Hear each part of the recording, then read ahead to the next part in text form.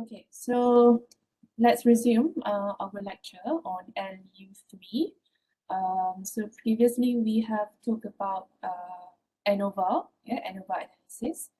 In the first lecture, what are the long steps of Anova analysis? And then in the second lecture, which is last week, we have discussed about post-hoc tests.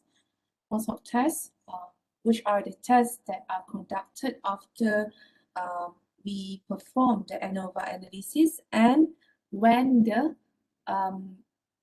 conclusion is or the decision is to accept the alternative hypothesis. So only then we proceed with post-hoc tests. If let's say the conclusion during the Anova analysis is to conclude that there is no difference or the decision is to accept the null hypothesis, so it means that we don't have to proceed with post-hoc tests. Okay, so I hope that you have understood what are post-hoc tests better. And we have talked about what are the 4 types of post-hoc tests last week. And then, but among all these 4 post-hoc tests, we only focus on the last 2 tests, which are Tukey test and Bonferonni test. Okay, the first 2, which is the least significant difference and Schaffer test, they are not that really important, but it's just for you to know that there are different post-hoc tests. Okay, and then we go into detail the Tukey test last week, right? So Tukey test, basically the application is for Tukey test. Yeah, so Tukey test is one of the post-hoc tests that is recommended to be conducted. And it is used for cases where the sample size is equal. So what is meant by sample size? Sample size is like this, yeah? So if let's say you are given this problem and these are the data, so each of these is sample, right? Sample. And here there are 6 samples, and the size is referring to the number of data within each sample. So this is like 1, 2, 3, 4, 5. The size, the n is 5. And you can see that for all the samples here, the sample size is equal. Here is 5, and all the samples have 5 data. So it means that it falls under the category of equal sample size. So it means that for this situation, Tukey test can be used. Tukey test is preferable. Okay. So if let's say there are situations where the sample size is not equal, means that sample A has 5, sample B has 4, sample C has 6, something like that. So that is unequal sample size. Okay. So Tukey test is used for Tukey test is used for a situation where the sample size is equal. Okay, so there are few steps under Tukey test that you have to perform. Okay, I just go briefly here. We have go in detail last week. So Tukey test means, I mean, like post-hoc test. Post-hoc test means that you have performed the Anova, the long Anova steps where you have to generate the Anova table, right? So this is meant by the first step here. You have calculate the analysis of variance. Means that you have generated the Anova table and you have come to a conclusion that the alternative hypothesis is accepted, means there is a difference, and you want to find where the difference is. So that's why you do the post-hoc test. Okay.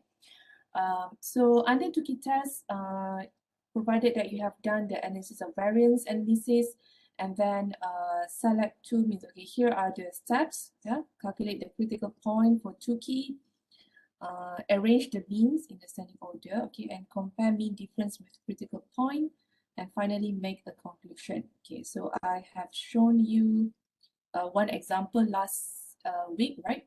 So these are the steps. Step 2 is you. It means that here are, let's say, these are the possible. Sorry, these are the samples. So you have to create possible pairs because you want to find where the difference. It could be between A and B, A and C, so we do not know. So that's why we have to create this possible pair combination. So this is what is meant by possible pair combination, whereby you generate from the samples the possible pairs. And how to generate it? You just match one by one. Okay, so one AB, AC, AD, AE, A control, and then go to BC, BD, BE, B control. So AB, BA is considered equal. So you don't have to repeat, like starting from B, you just go forward, BC. You don't have to go BA because it is equal to AB. Okay, and that's how you generate the possible pair combination. Okay, that's step 2. Step 3 is you have to find the critical point, which is a parameter in Tukey test. So this is the formula. I suppose you have understood this. I just want to recap the things so I don't go into detail anymore. So this is the formula that you have to apply in Tukey tests in order to find the critical point. We call it critical point. This is a critical point, whereby it depends on the significance level. Okay, whether it's 5% or 95%. 95% significant is not, it's 5%. So this one is referring to 1%. Yeah. So that will influence the value of this value actually, because it's referring to a different alpha value. Yeah? But depends on the problem. You just have to solve for one significance value, alpha. This is actually alpha. So you don't have to find like for 5% and for 1%. Here in the example is just to show you how those values are solved for different alpha level. Okay, so you solve for the critical point, and you have to use this table called studentized range distribution table in order to find the Q value. Okay, Q value. And then once you solve it, and there are two versions of the table, 5% and 1%. Okay, and the values are from this table, the Q. So once you have done that, well, actually, the actual step, it has step 4 where you have to arrange it in ascending order. But in my opinion, it's not that really necessary. You can just go to step 5. So that's why to make it simple for you, you can just go to step 5. Okay. So what you have to solve in step 5. So remember that you have created the possible pairs in step 2. All these pairs, and you have to fill in these values, the mean difference, and also to make a decision. So what is meant by the mean difference? The mean difference is the difference of the mean of A and B. Okay, for example, here, the mean of A is 28.8, mean of B is 24, right? So 28.8 minus 24 is 4.8. And provided here, you have to only consider the positive values. Means you have to subtract the smallest from the biggest value. Like 28.8 minus 24 is 24 minus 28.8. If you do 24 minus 28.8, then you got negative values, right? So we don't want negative values. We just want the positive values. So that is the mean difference, and you have to solve for every pair, like AC, 28.8 minus 2.9, and so on. Okay. And you have to fill in this column. And then you have to make a decision. So what is the decision? The decision is you have to compare the mean difference with the critical value. So this value, this mean difference, with the critical value that you have solved in step 3. This one. It's either which one is let's say your calculation is based on 5% alpha, then you take this value. and you compare with the mean difference here. Okay. So this one, if let's say this one is based on 5%, so these are the decisions. So the decision rule is to accept the null hypothesis when the mean difference is less than the critical value, and the other way around if it is greater. Okay. So here you can see the decision made based on the decision rule. So you will see that some of the pairs might accept null and some might reject null. Okay, this is actually what we want to come up with. That's the reason why we do post-hoc tests. So from here you can see that what does it mean when it accepts the null means pair A and B has no difference, right? Because null hypothesis says that there is no difference in the means. Whereas if let's say you reject the null, means that you accept alternative hypothesis. So it means that, let's say, pair A and C has a significant difference. So that's what it means by the decision here. So now, once we know what are the decisions for every pair, so we know that which pairs that have a difference and which pairs that do not have a difference. So this is decision. Step 5 is decision, and step 6 is to make a conclusion. So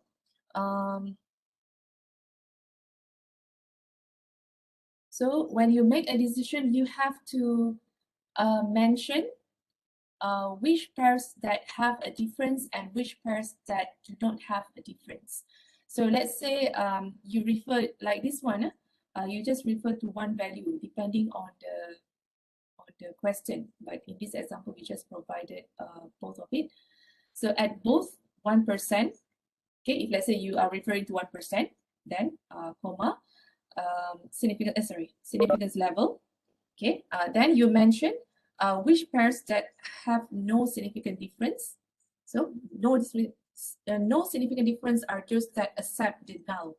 So you have to state it one by one, okay, because the conclusion must have the information about the pairs that have no significant difference and the pairs that have a significant difference. So there are 2 points that you have to mention in the conclusion, right?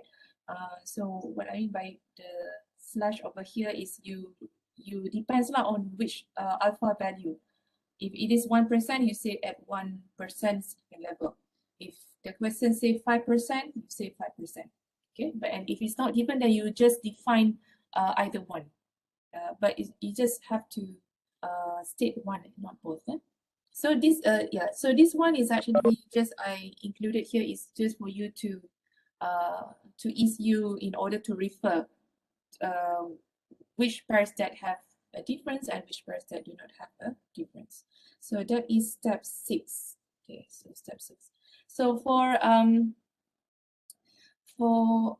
if let's say you answer a question, I think it's enough for you to end up to this point. Okay, but in the actual lecture notes, these are the extra notes. Okay, just for you to know that if let's say if you see in journal papers how people present the data, right?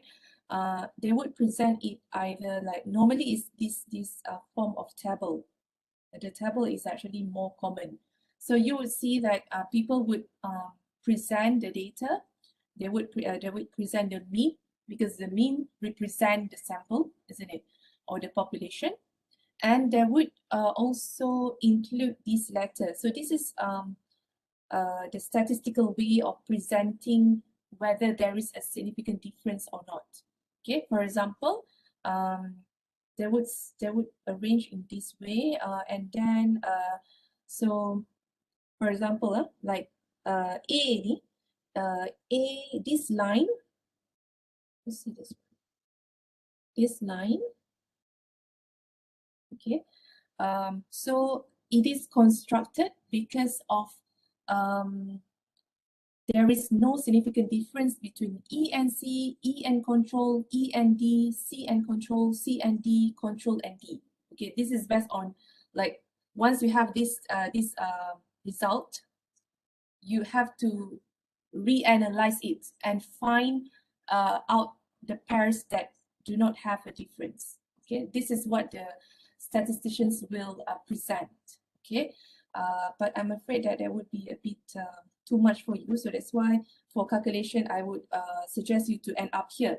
But this one is just for you to know. Okay, so the next time you come across this kind of subscript, or sorry, superscript A, B, C, you know that that is actually a way how the statisticians present their results, saying that which one have significant difference, which one have no significant difference. Okay. Now, just now, this A ni, yang among this, the one that under the same line, like E, C, control, and D, they have no significant difference. So the same thing goes to the other lines. So it means that here for this line, control C, control B, D and B have no significant difference. But you can see that control here, that the control with C and E, there's no line, right? So means that if there's no line, there is a significant difference. The control has a significant difference with C, the control has a significant difference with E. And the same like D also has a significant difference with C and E. B has a significant difference with C and E. So that's why they are not in under the same line. Okay.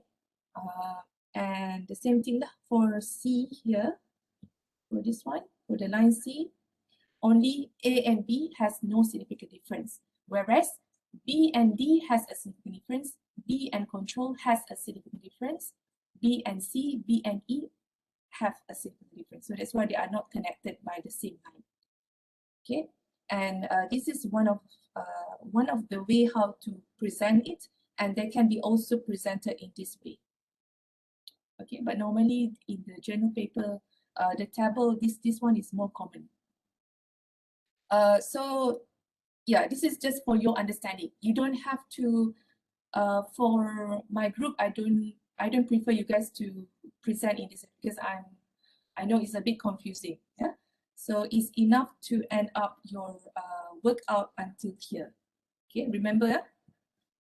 So other groups or other lecturers, they might ask you to Nina to come up with this, but to me that's not really necessary at this point. Okay, enough until here workout. Apa ni?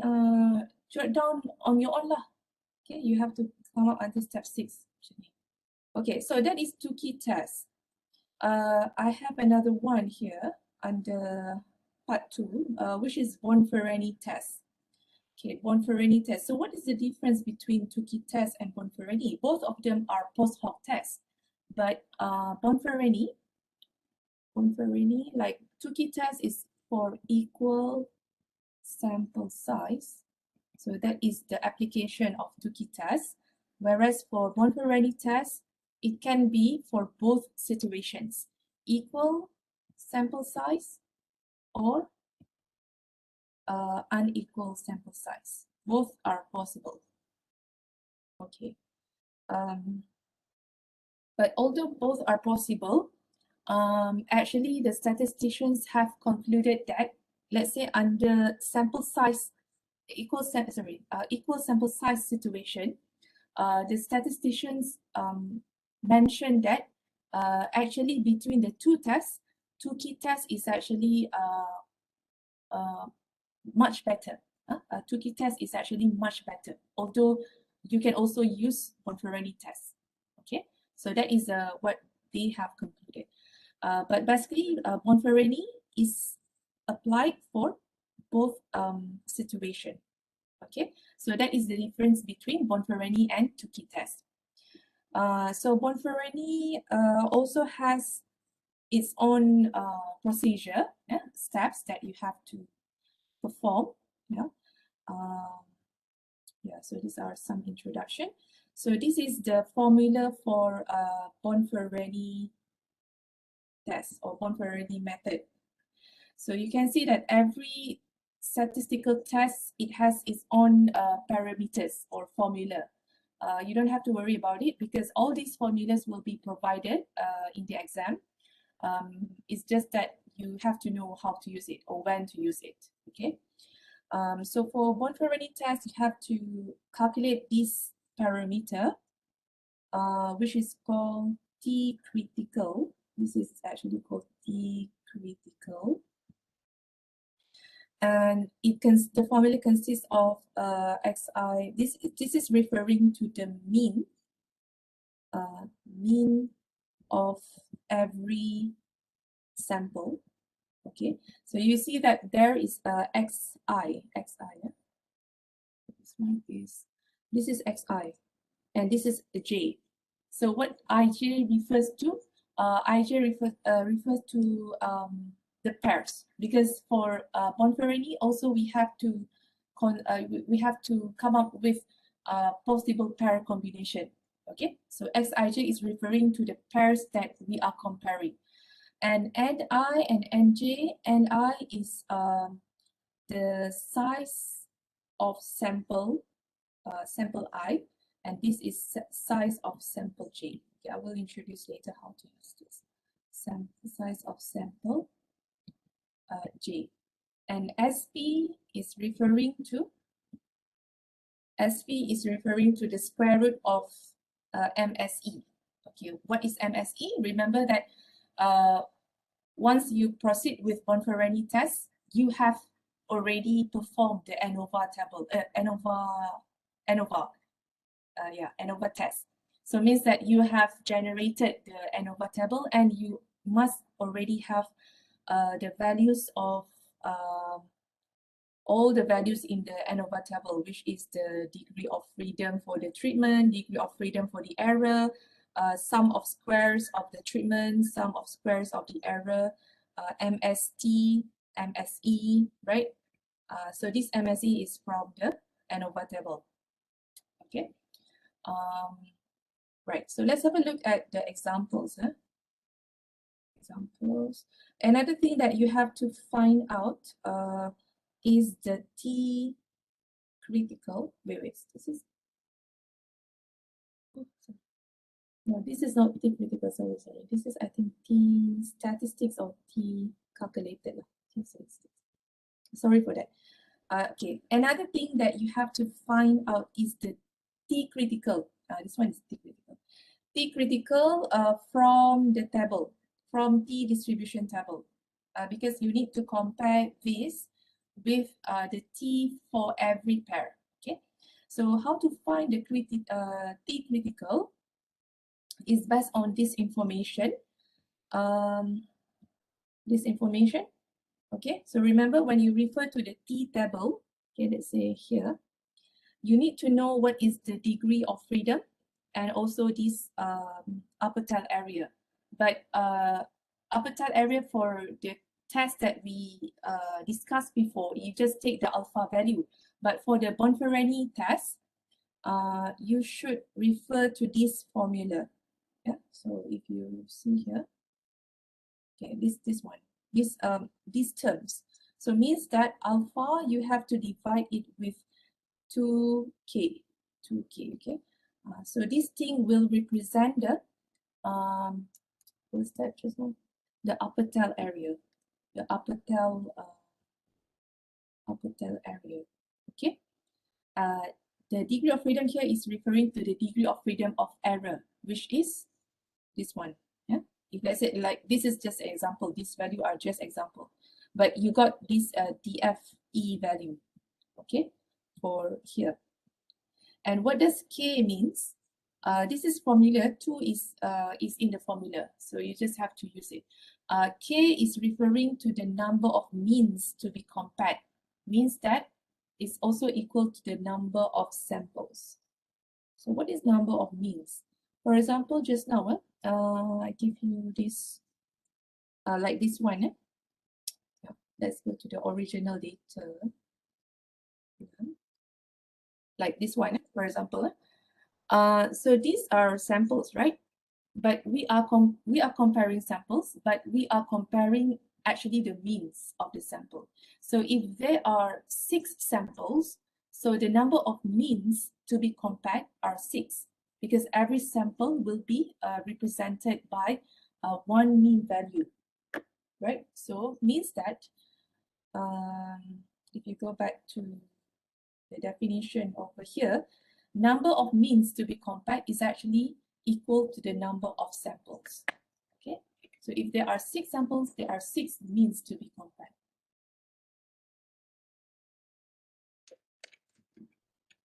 Okay, so that is the critical value. Okay, let's go directly to the steps so that's much clearer for you. So what are the steps in a Bonferonni test? Okay, this one is provided that you have to know that you have performed Anova before. Okay, Anova. So what I mean here from step 1 until the last step, this one is actually those steps after the Anova. Okay, so at this point actually, you already have the Anova table. You already know what is the MSE value, DF, all this the table, the Anova table. Okay, I don't include the Anova step. That's why this one is referring to Bonferonni method directly. Okay, but you have to know by yourself.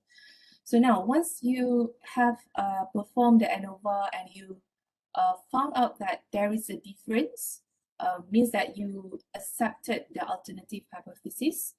And let's say you found out that you know the sample size is whether equal or equal. You can use Bonferonni actually. Let's say it's not equal, right? Then you decided that you have to proceed with Bonferonni test, not Tukey test, because Tukey test is not for the unequal sample size. So that is where you start with step 1. Okay, it's not that you start with step 1 in the beginning of when you see the problems. You must have performed Anova before. So what you have done, what you have to do after you have done the Anova, okay, so you first is to arrange the means in descending order. Descending means from the biggest to the lowest. Dalam menurun, descending, from biggest value to the lowest. And all these mean values, you have solved it before. So you must already have the values. So you can see here, 31.5 is the biggest, 26.4 is the lowest. You arrange it in a table like this. And then step 2 is to calculate T statistics for every pair for every possible pair.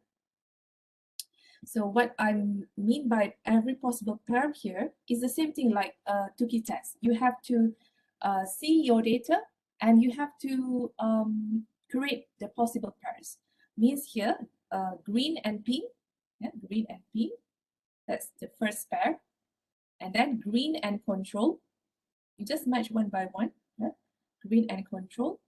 And then the next one, you have green and orange, green and orange. And then you move to the second one, pink and control, pink and orange. And then the last one is control and orange. So altogether, you would have how many? 1, 2, 3, 4, 5, and 6. 6 possible pairs. 6 possible pairs. Yeah. So if let's say the bigger the number of samples, means that the more the number of possible pairs. So now here we only have 4 samples, so there are just 6 possible pairs. So it's not that much. So what you have to solve for every this possible pair, you have to find the T statistics. So remember just now the formula? Yeah, the formula of this one? Yeah, this one. So you have to apply this formula and find the T value for every possible pair. Okay, so Xij, okay, yeah, this is the formula. Xij, so this is referring to the mean, mean of sample, the first sample, and this one is the mean of the sample 2, sample 1. This is mean of sample 2, and then 1 plus Ni. Ni is referring to the sample size, okay, and Ni sample size, the first one I N and J is the sample size of sample J. Okay, so you solve that, you use and you find the value. Okay, I think this is just about mathematics. SP is, you should know the MSE, you just substitute the values. So this is actually the term that you have to solve. Okay, you simplify it, and then now using that term, like here, X yang numerator is the terms above here. So you see like green and pink, 31.5 minus 29.6, you got 1.9 divided by this one, because the value of below here, since this one is, I think this is example, which example is this? So in this example, the sample size is equal. So the terms here will be similar because this one is similar. Okay. Tapi kalau let's say you encounter problems that do not have equal sample size, then you have to solve based on the samples that you are analyzing. Okay, but in this case, it is similar. That's why you got these values similar. Okay. Then you have to solve for each of the pair. Okay, this is the values solved for each of it. Okay, and this is what we call T statistics. Okay, T statistics. Then what you have to do next, step 3, you have to determine critical T. So remember that this one that I've mentioned, that you have to find from the T table. Okay, but before that you have to solve this term. Remember the alpha divided by 2k. This one is alpha divided by 2k. So let's say at 5%. In this example, I just provided both, but let's say the alpha is 0.05, 5%. So you have to find this T value. T value. Okay, how to find that? You go to the T distribution table, which is the same T table that you have used before. 0.05. Okay, let's say 0.05. So you refer to this value, 0.05. And the degree of freedom just now is 16, is it? Yeah, 16. So 16. So the values that you are looking for is 2.921. So that is the T critical. Yeah? You should have only one value. Depends on your alpha, but here I just provided both. Okay, so that is critical T value. And if it is 1%, the T will be different, like because of this one is different. Okay, now that is step 3. Step 4 is to make decisions for every pair. So what you have to do with the critical T value and also the T statistics that you have calculated in step 2. So you have to compare those values. So you have to construct a table, like this. State the pairs, repeating until all the pairs, and then you also list down their T critical values over here, and then make another column, decision. Okay, decision. So the decision rule is to reject the null hypothesis when the T statistics is greater than the critical T value. So you have to compare this value with, let's say you refer to alpha 5%. Yeah? So you take this value, you compare with this, and you would have the decision for every pair. Yeah?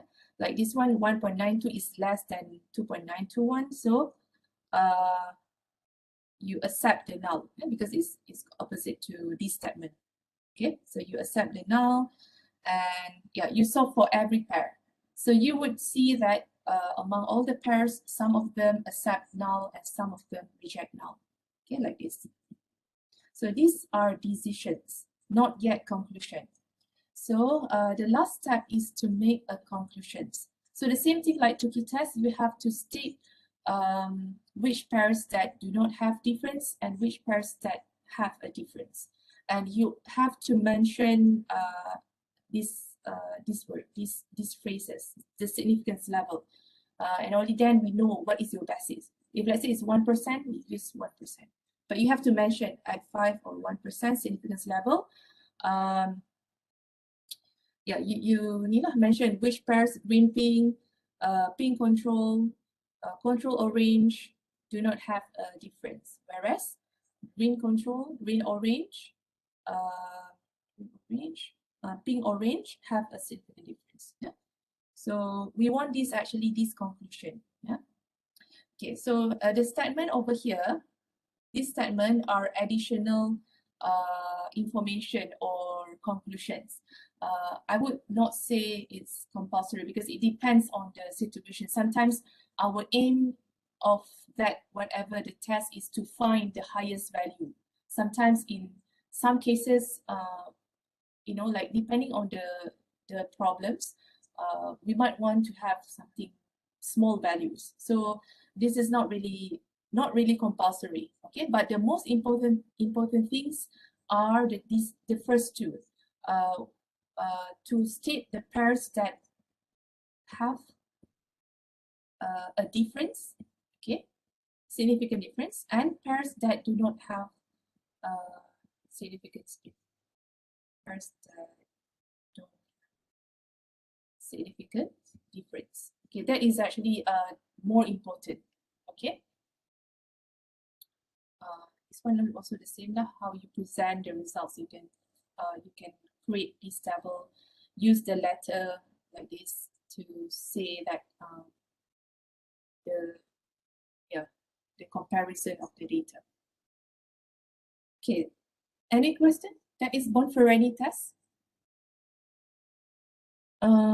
You have to familiarize yourself with any statistical test that you have learned by doing practices, and only then after like one question you are still like, you know, familiarizing yourself. After about maybe 4 or 5 questions, then only then you can do the things without any problem, because you know that okay, after this you find this, you find that, you compare. Okay, so any calculation courses like stats, you need to practice a lot. Okay, you just go to Google, you just find the questions, Bonferonni test problem questions. Yeah? So be creative in finding the problems. There are so many sites. I cannot suggest which one is the one, because sometimes I also Google. Okay, so maybe you know more than me, like where to get the questions, practice questions. There are actually a lot on the internet. And how you want to know whether your question, your answer is correct or not, sometimes they give the answer. You can discuss with your friends. Okay, so that's the way how you study in the university. We don't recommend any book, or we don't have any latitude or that kind of things anymore. That one is school level. Okay, you have to start familiarizing yourself with the uni level, with university level. And also we don't have the past year questions because university questions for the exams, they are actually confidential, so we cannot give you the past semester questions. Okay, so that's the fact that you have to accept from now onwards for the exams in the university. Okay, any questions for this? So we have covered part 2 of Anova. Okay, so now you should know how to do Anova tests. Why you do Anova tests? Because Anova is for more than 2 samples. Okay, if you have 3 samples, 4 samples, 5, and so on. But the more number of the sample is actually more complicated or much lengthier your workout. Okay, but for the exams, we normally ask up to 5 samples, not that really much. 5 samples, 4 to 5 samples, yeah? But it's more than 2. So for 2 samples, we use t-test. So that's why Anova is created. It's for comparing means of more than 2 samples. Okay, then Anova, and then why Post-Hoc test? Post-Hoc test is because we want to find a difference. Which pairs that have a difference. Okay, for the t-test, we don't have to proceed with any test after that, or we don't have any such thing of post-hoc test after t-test, because t-test, we are comparing two means. So if there is a difference, there is a difference between that two means. So that's the end of the story, right? But if let's say we have 3 samples, 4 samples, if there is a difference in the means of the 4 samples, so the next question is, where is the difference? Is it between sample A or sample B, sample B and C, C or D, or C and A? So that's why we have to find out where the difference. And that is actually why post-hoc tests have to be done, okay? In order to find a difference in the samples. Yeah, so you have to know under post-hoc test, there are 2 types of tests, Tukey test and Bonferonni test. Bonferonni test, yeah? And how to apply it depends on the situation, equal sample size or unequal sample size.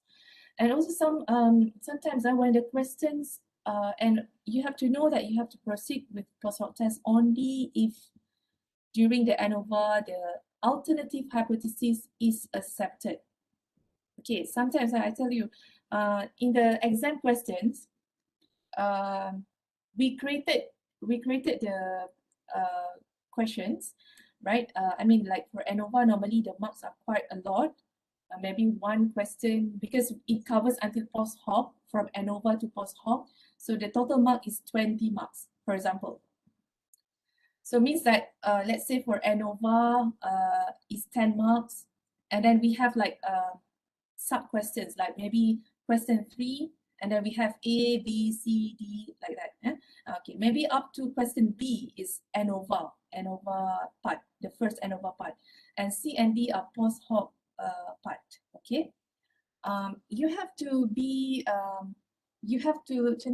like the way how we created the questions, you can actually expect that at this point, although let's say you have not solved it, the question, but you should have in your mind that actually when it covers the post-hoc test up to the Anova analysis, you should reach the conclusion that you accept the alternative hypothesis. So that's the reason why we created the post-hoc questions in C and D. Okay, but sometimes some of the students, maybe they calculated wrongly in your Anova test. You come to a conclusion that you accept the null hypothesis. So the moment you see that you accept the null, okay, contohlah you buat workout Anova yang panjang tu, okay, you accept the null, tapi you tengok question dia sampai post-hoc. So there must be something wrong with your calculation. Yes, you should check actually by right. If you know that you should proceed with post-hoc test, by right, you should know that accepting null is wrong, because we ask you until post-hoc, faham tak? So if let's say you come to the point that you accept null, you should go back, you should check your workout for the Anova. Don't proceed with post-hoc test, because of course your your workout is wrong. So sometimes the students, when they accept the null here, they just proceed, but actually the whole thing is wrong. So because when you do the post-hoc test, you need the MSE value, you need the degree of freedom value for the error. So those values are wrong actually, okay? So you have to be smart lah. Bila you tengok soalan yang sampai post-hoc tu, actually you without solving that problem, you should know that after you have, up to the Anova test, the conclusion should be accepting the alternative hypothesis. Okay, right. That's just a hint lah for your final exam nanti. You should be careful lah with your workout. All right. That is the second part. Any questions for Anova and post-hoc test before we proceed? The last part is not that really much. It's just, I can say, theoretical parts. So can I proceed so that we can finish earlier? So it's not that really long, just I think maybe 10 or 15 minutes. Or do you need a break? Yes, doctor. Can proceed. Okay. Okay, I hope everyone else is okay. All right, so we are done with LU lecture 3 part 1 and part 2. Okay, so part 3 is just an introduction. So for this one, it's just for you to know, basically. We don't really ask calculation questions in this topic, in this subtopic, lecture 3 part LU 3 part 3. Okay. Okay, LU 3 part 3 is about one-way Anova with blocking. So you have these additional terms with blocking. So what does it mean? Okay, let's have a look first. I think I would better explain this if I give you an example. So, okay, before this,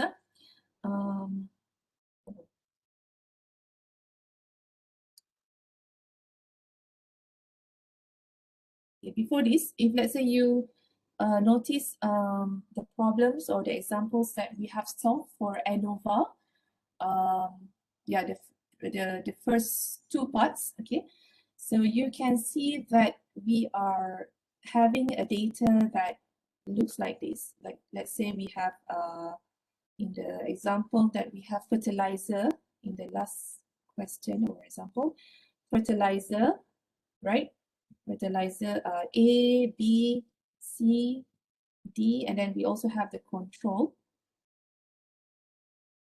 D, E,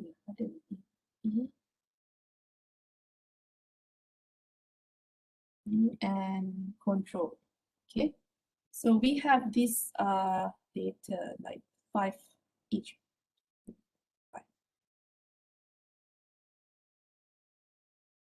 So remember when in the first lecture about Anova, when I say why it is called one-way Anova,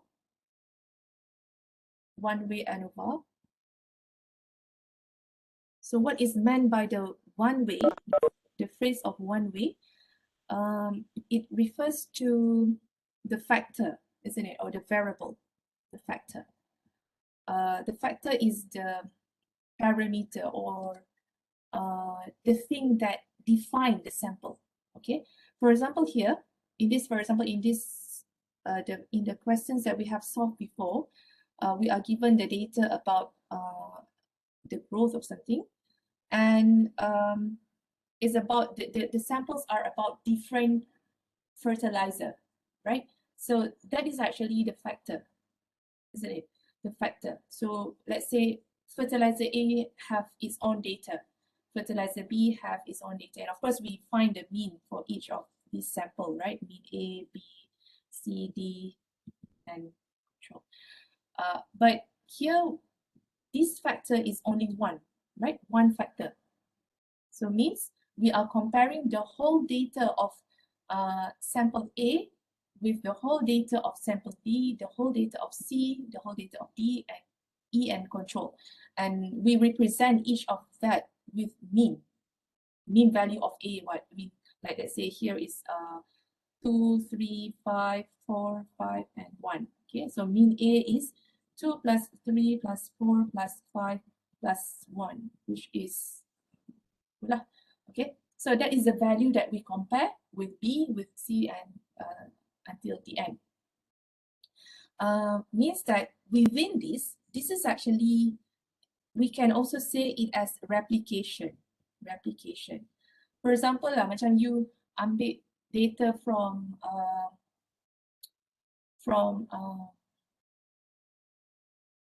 let's say you measure the diameter of head of an insect. Okay, so you measure, of course, in science, in any scientific measurement, kita selalu buat replicates. Yeah, you know the importance of replication. So you would have like 3 readings at least, right? So at the end you take the mean value. Okay, so this thing is actually replication. Maknanya kita, when we compare A, B, C, and D, we are actually taking the whole thing inside of this. Okay, without any, tak kisahlah dia order ke berapa ke, but we consider all. Okay, that is when we have only one factor. But if let's say we have one-way ANOVA, or let's say we have one-way ANOVA with blocking, when we say with blocking, or this is actually also equal to two-way ANOVA. Two-way ANOVA, because in two-way ANOVA, we have two factors instead of just one factor. So this one two-way ANOVA, we have two factors. Okay, let's say just now fertilizer kat sini. Okay, let's say you refer back to this data. What is meant by another factor is, let's say you introduce macam fertilizer, you introduce like maybe in planting, you ada plot lah, apalah, macam satu benda lain yang will differentiate, like for example, let's say plot 1, plot 2, plot 3, plot 4, plot 5. So you introduce another thing in the data. Okay, so maknanya sekarang ni let's say I give values like this one, the value is 9.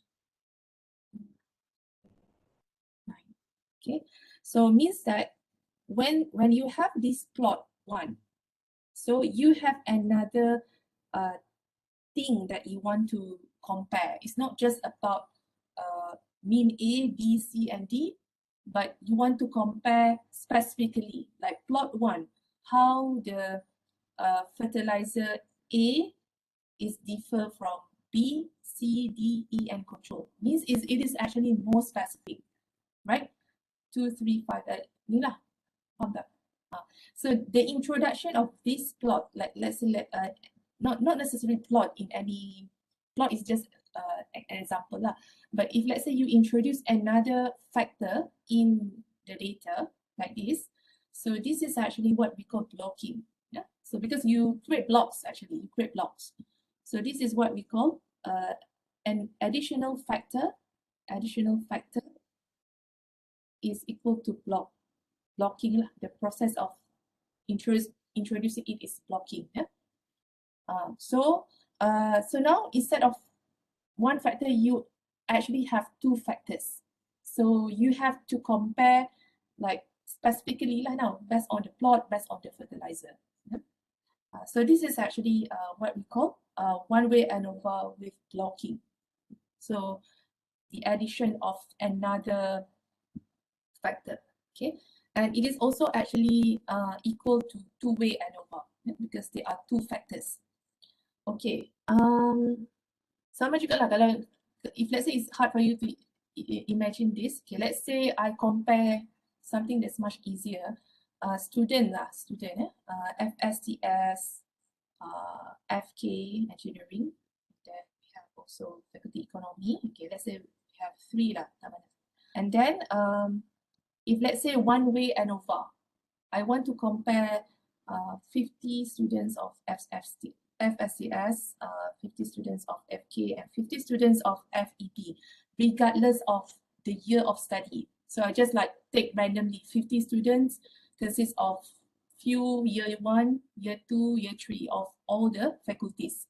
And I want to compare their internet spending, the duration of internet spending. Okay.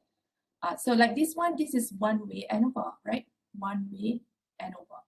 But if let's say I introduce, like I want to have a more specific information, because if let's say I do one-way ANOVA, it doesn't give me much information. So 50 students means, I don't know whether 50 is year 1 or year 2, year 3, I don't have that info. But now if let's say I want to introduce a block, yeah, to make it more specific, I want to create it like year 1, year 2, year 3.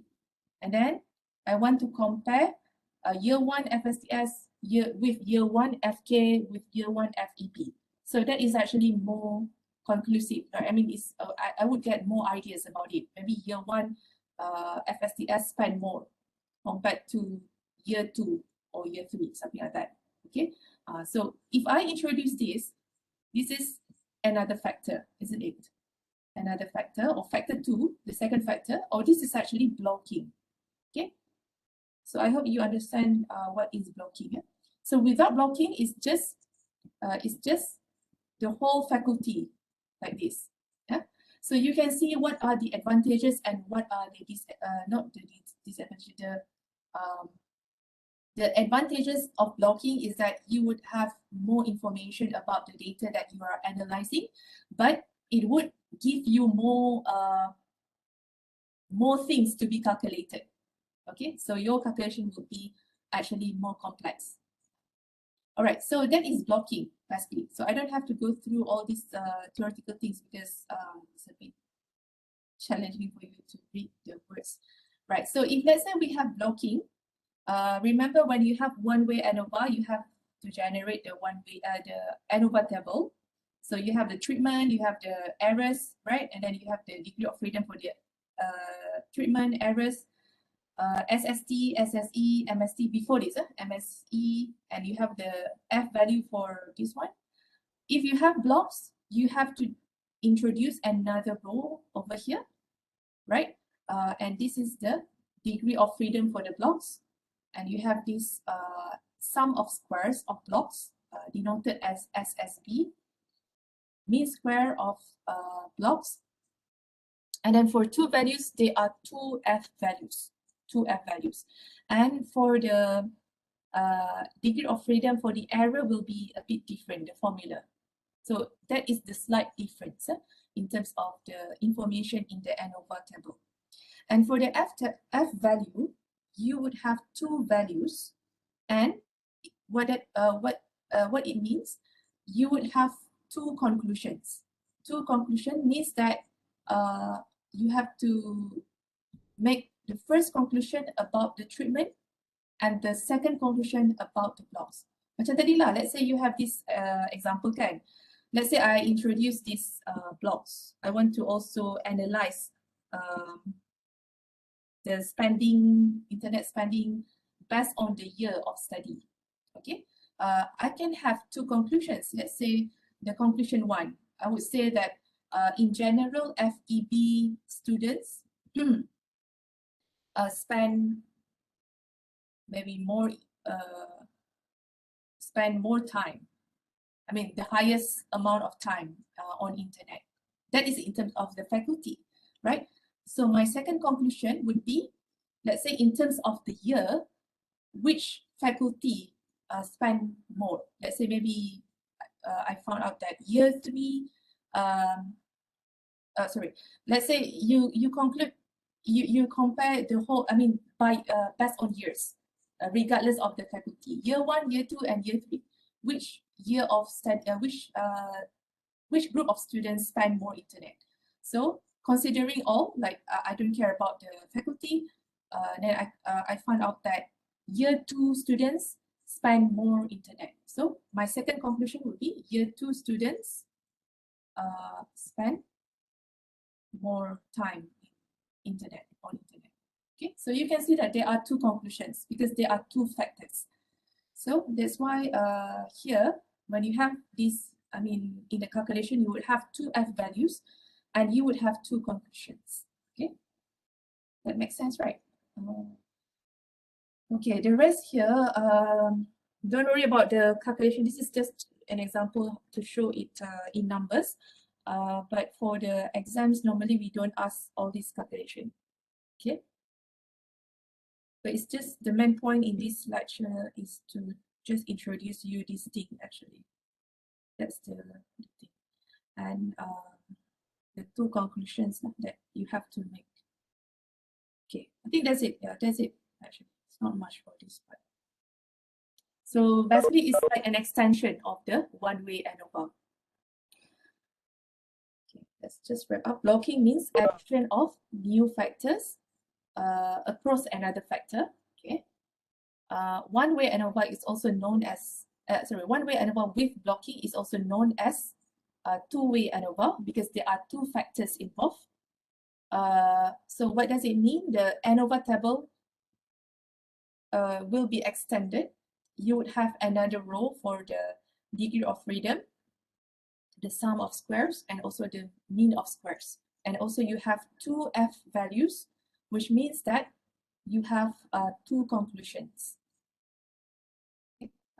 Apart from that two values, you also have two critical f values, because you have to make a decision by comparing the t values, the f values, sorry.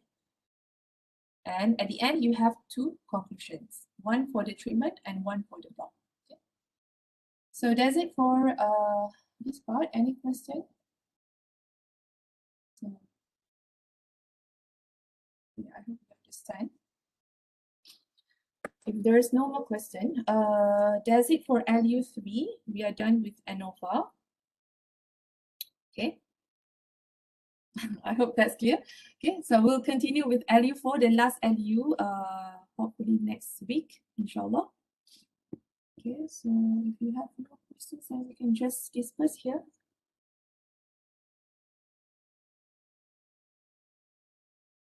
Okay, thank you very much for your attention. Yeah, we discuss here. Yeah, you can leave here.